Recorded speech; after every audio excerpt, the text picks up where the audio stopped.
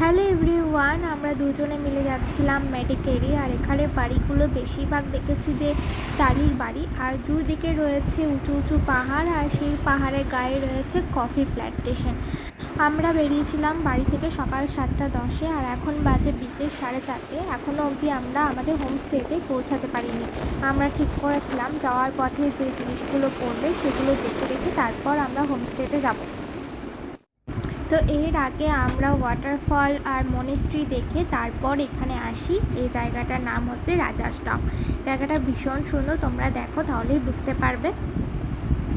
এখানে পার্কিংয়ে কোনো চার্জেস লাগেনি, কিন্তু এখানে এন্ট্রি টিকিট রয়েছে পার হেড 10 টাকা করে।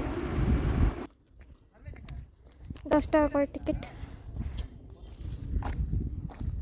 এটা যে রাজা স্টপ। এই জায়গাটা ভীষণ সুন্দর, এখানে এসে একটা আলাদাই শান্তি পেলাম। একদিকে রয়েছে মেঘলা আকাশ আর একদিকে রয়েছে রোদের ঝলক। জায়গাটাতে হয়তো সেরকম কিছুই নেই, কিন্তু একটা শান্তি আছে।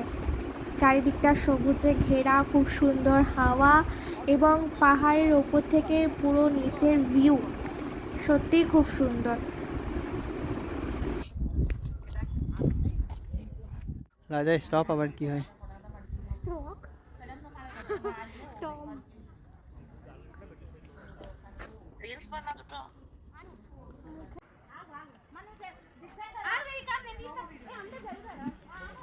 এটা কি আমরা জানি না কি হতো এখানে।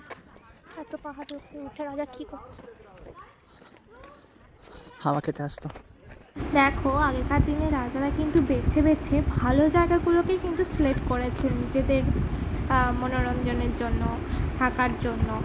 তো এই জায়গাটা প্রথমে আমি ভাবছিলাম যে পাহাড়ের এত ওপরে এই জায়গাটা কেন রাজারা সিলেক্ট করেছে। তো তারপর এখানে এসে বুঝলাম আচ্ছা। তো এখানে ভেতরে শিবলিঙ্গ ছিল আর আমি সেটাই ভিডিও করছিলাম। আগেকার দিনে এই যে বাড়ি মন্দির কিভাবে বানানো, এসির কোনো প্রয়োজনই নেই এখানে। এসিকেও হার মানিয়ে দেবে, এতটাই ঠান্ডা।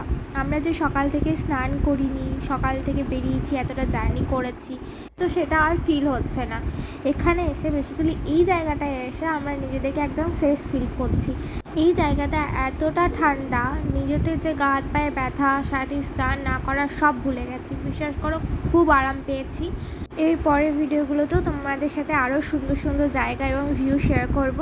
তো তোমরা আমার চ্যানেলটাকে সাবস্ক্রাইব করে নাও, আর ফেসবুক থেকে দেখে থাকলে অবশ্যই ফলো করে নাও নেক্সট আরও সুন্দর সুন্দর ভিডিও দেখার জন্য। দেখা হচ্ছে নেক্সট ভিডিওতে, ততক্ষণের জন্য টাটা। আর একটু জোরে আওয়াজ করলে অনেক জোরে আওয়াজ হচ্ছে।